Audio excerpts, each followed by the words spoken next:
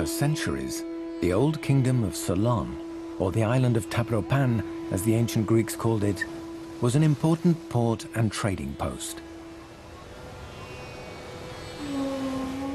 Today, Sri Lanka is known principally for the beauty and great diversity of its landscapes.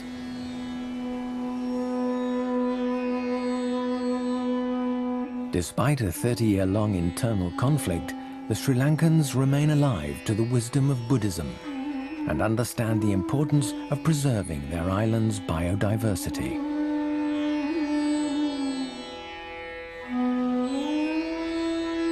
Off the tourists' beaten track lies Sri Lanka's Central Highlands, an increasingly popular destination for foreign travelers. Many eco-lodges have been built to meet this growing demand.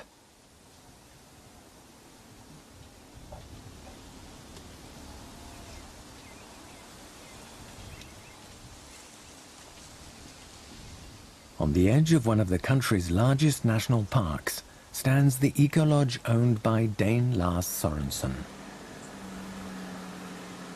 If the gods are favorable and there is no traffic, it's a 3-hour drive along dirt tracks.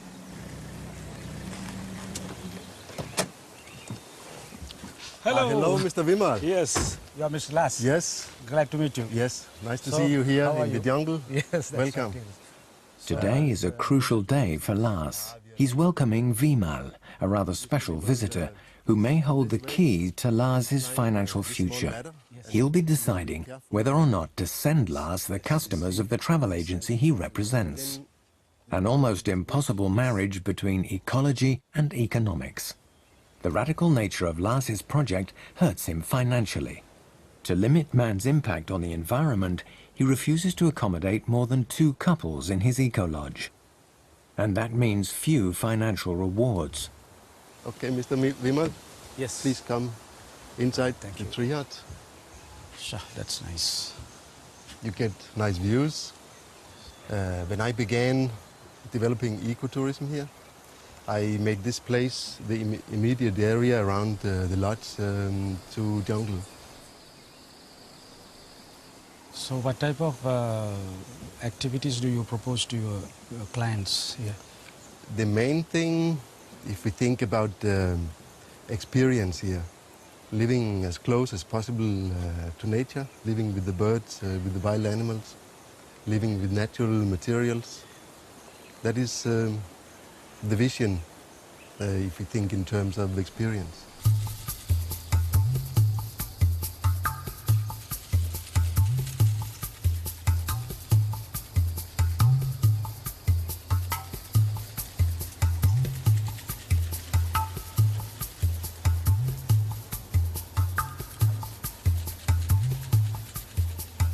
University studies in Buddhism brought Lars to Sri Lanka.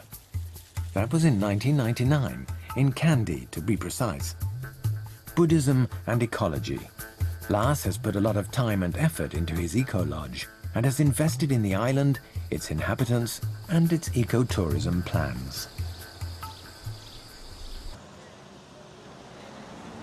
Sri Lanka's geographic centre may lie in its mountains and tea plantations, but this is also its spiritual and historic heart. It was in Kandy, a holy city and the former capital, that the independent kings resisted the British. However, Ceylon's former capital became a colony of the British Crown in the early 19th century. Kandy, or the big city as the Sri Lankans call it, is the country's 2nd largest city after Colombo, the financial capital. Kandy, a spiritual stage for Lars. Every day, a small train leaves Kandy, winding its way through the hills and tea plantations to Nurelia, the capital of the highlands. Traveling in its compartments are tea plantation workers and tourists from all over the world. We decided to go by train, as it's the best way to see the scenery and meet the local people. It's also extremely cheap. The travelling conditions are far better than we had expected. And from our seats, we can see this panorama.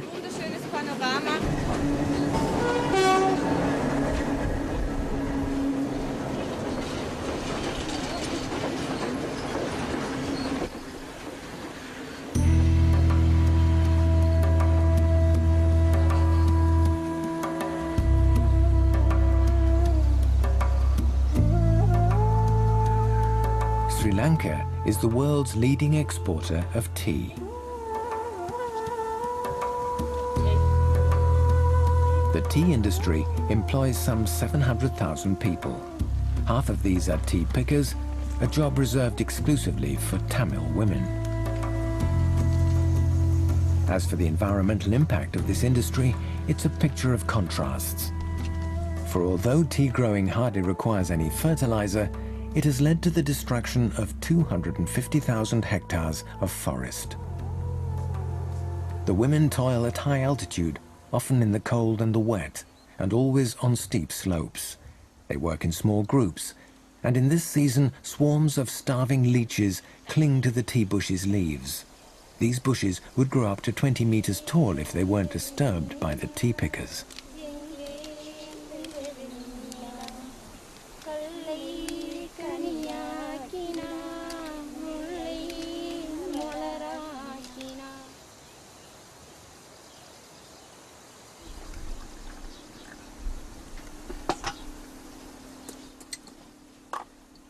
The tea is really excellent. It's fragrant. Here in Sri Lanka, everyone drinks tea. The tea I'm drinking, we find it very pleasant. We drink several cups a day. We tea pickers, our hands are to thank for this tea. I know that somewhere in the world, people are drinking tea. I have picked the tea I drink.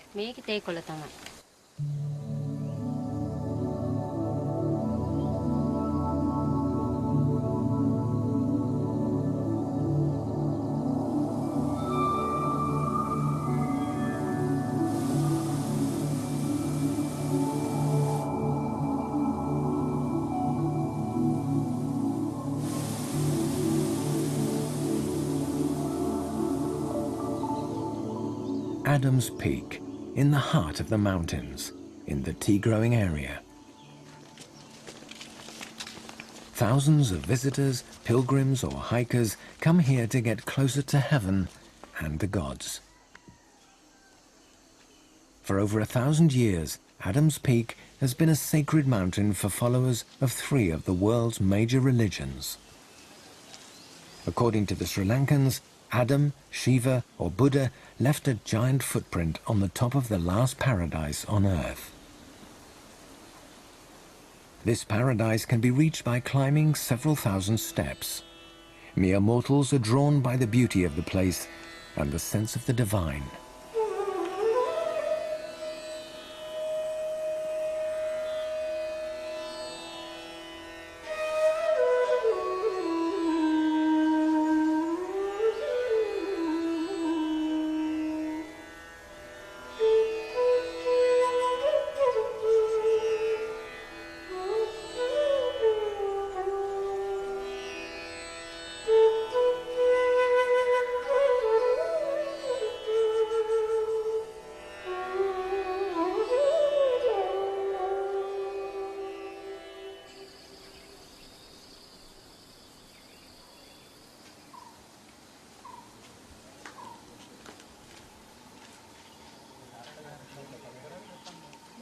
At last, Sorensen's eco-lodge, Vimal continues his tour. After the premises, a walk in the forest.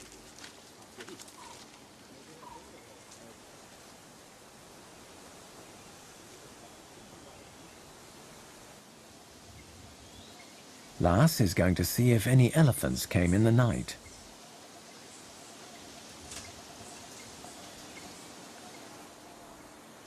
The human-elephant conflict. Every year in Sri Lanka, 100 people are trampled to death and crops are destroyed. To protect themselves, the remote villages post lookouts in the trees. How are you, Lars? Fine, thanks. Did the elephants come? Nope, I didn't see any. The night wasn't too long. this area, people are watching their fields. You get the human-elephant conflict here. Life is very difficult. In Sri Lanka, totally, there are about 2,500 elephants. They need wild areas outside the parks. They can't live only inside the parks. The national parks can sustain maybe only 50% of the total elephant population.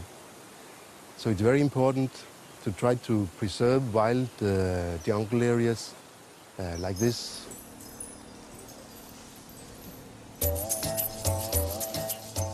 A sacred animal and the national symbol of Sri Lanka, the elephant has always lived alongside farmers. It is also a domesticated animal. 20 years ago, they numbered 700. Today, there are barely 200 left. And an expensive animal, costing almost as much as a truck and taking several years to train.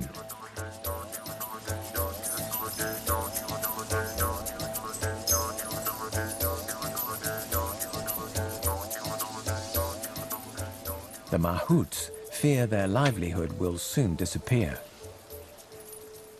We were very much in demand for transporting stone blocks. This still represents the bulk of our work. Or, if there is a car accident, we use our elephants to remove the vehicles. When I was young, few people went to school. My big brother took care of the elephants, and I often accompanied him. I've always loved them. As I was always around them, I became fascinated by the mahouts, and I've become one of them. It's really hard work.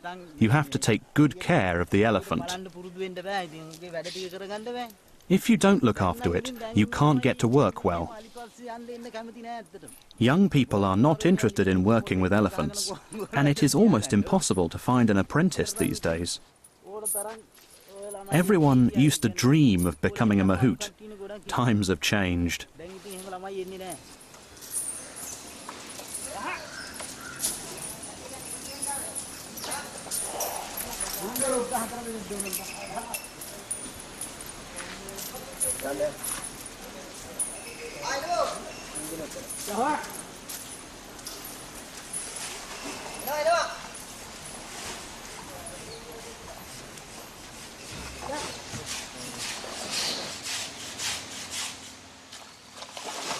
There are fewer and fewer elephants. The domesticated elephants are dying one after the other. Those living in the jungle are wild, and we are not allowed to capture them. The government has to do something, or there will be no elephants left, not even for the Perahara.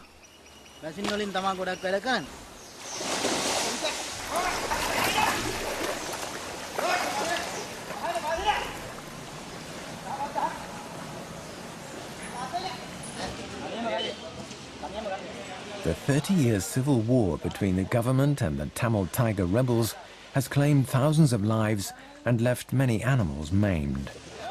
This female was hit by an anti-personnel bomb. She was taken in a few days ago by the Pinawala Elephant Orphanage near Kandy. This orphanage was set up by the state in the 1970s to take care of injured or orphaned elephants. At present, almost 100 are being cared for.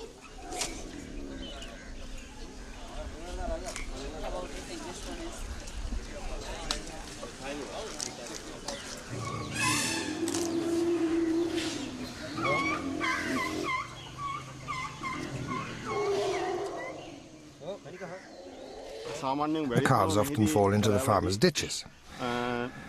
As a result, they become isolated from the herd.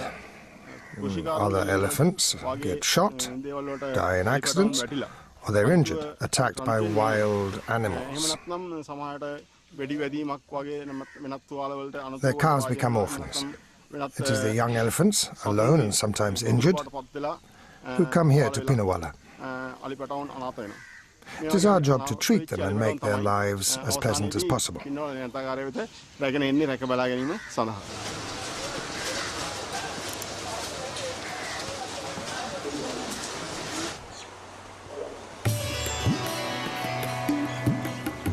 Twice a day, the group goes down to the river for a bath. It's refreshing exercise, but also anti-stress therapy.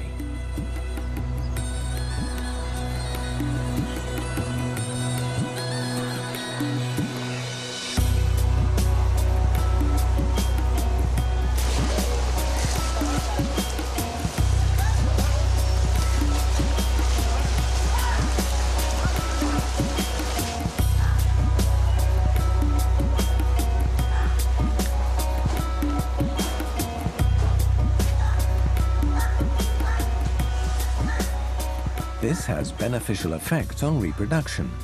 37 elephant calves have been born in Pinnawala since it was set up.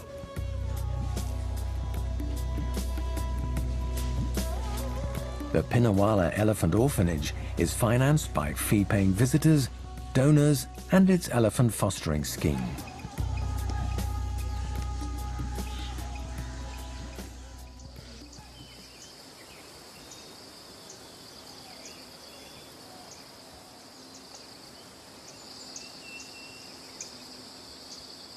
Flowers, plants, trees.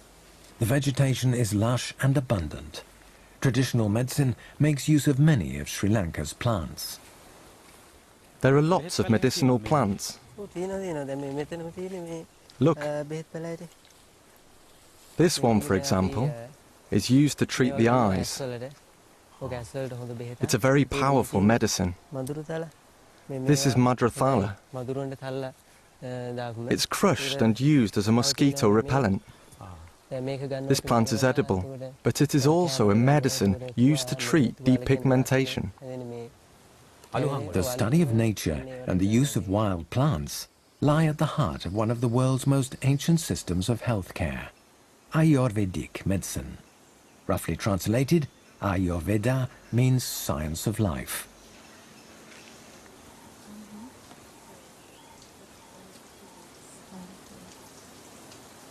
In Sri Lanka, there are over 6,000 practitioners of Ayurveda.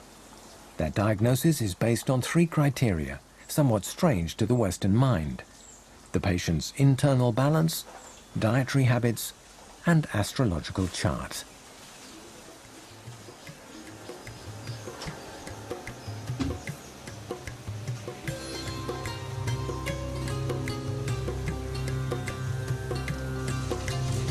Wild plants and flowers are made into extracts or perfumed oils for soothing and sometimes unusual massages.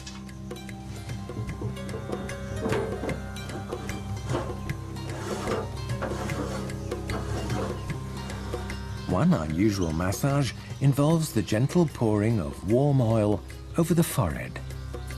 Known as Shirodhara, this treatment is said to relieve migraines and stress.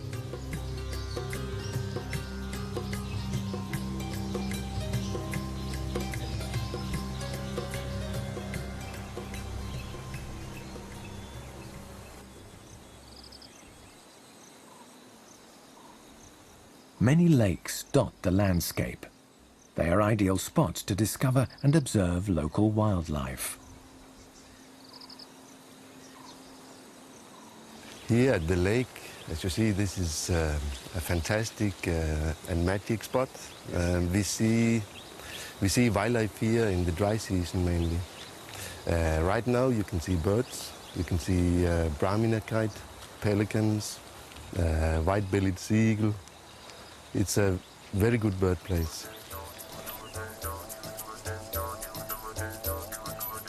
Almost none of these lakes are natural.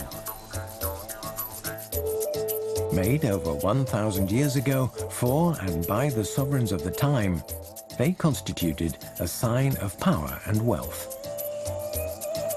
Nowadays, in the dry season, they irrigate the rice paddies and fields and refresh the Sri Lankans.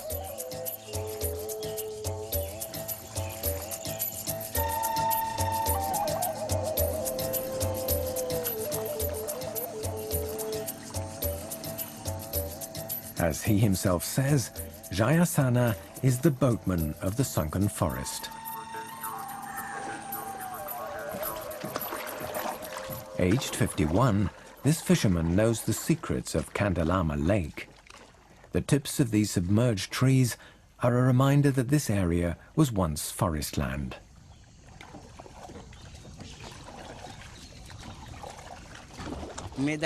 I'm always delighted to show people my lake. Our ancestors built it with their bare hands till they had blisters on their fingers. Since then, thousands of farmers have enjoyed its benefits, to irrigate their rice paddies and to feed themselves. Wild animals also enjoy its benefits. Birds, cattle. I also live thanks to this lake. I can work as a fisherman and feed my children. Many families in my village exploit the lake's resources. Very occasionally, we get travellers, tourists. They love discovering this spot. They come to see the beautiful scenery and to admire the wildlife. It makes them happy. I show them my environment. It means I can supplement my income and improve my life.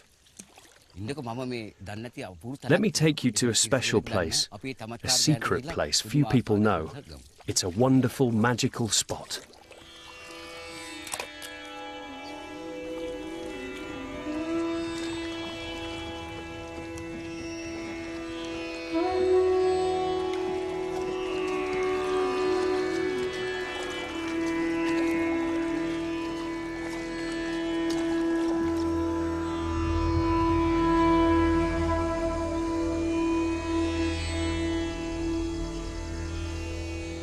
In the forest, the ruins of a temple that has lain forgotten since the 7th century.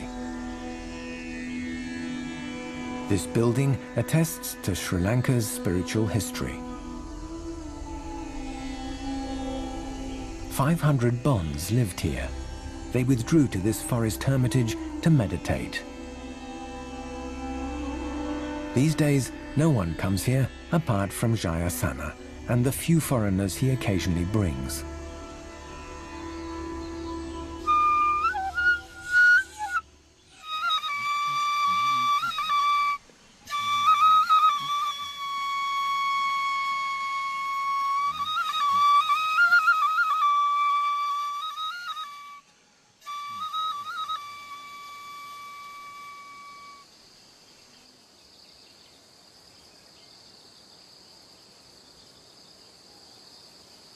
Lars Sorensen's ecological approach and Vimal's own experience at the lodge have convinced him. He intends to bring new visitors to Lars's eco-lodge, but Lars must make a financial decision to increase the lodge's capacity.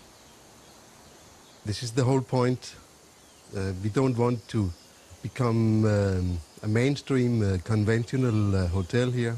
I want to develop this place, make a few more accommodation units, but it has to be kept with the original atmosphere, keep the same feeling I had when I came here the first day.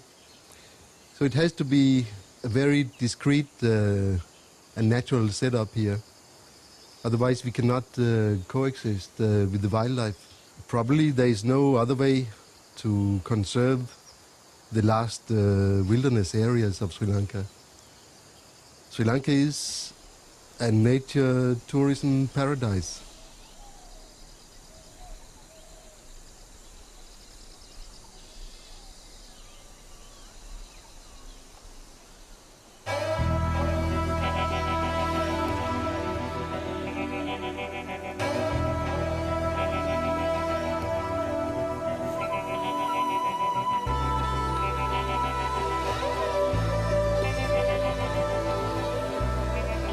Sri Lanka has everything needed to meet this growing foreign demand. But it must act wisely if it is to preserve its ecological resources and respect the environment. Maybe the gods will see to it.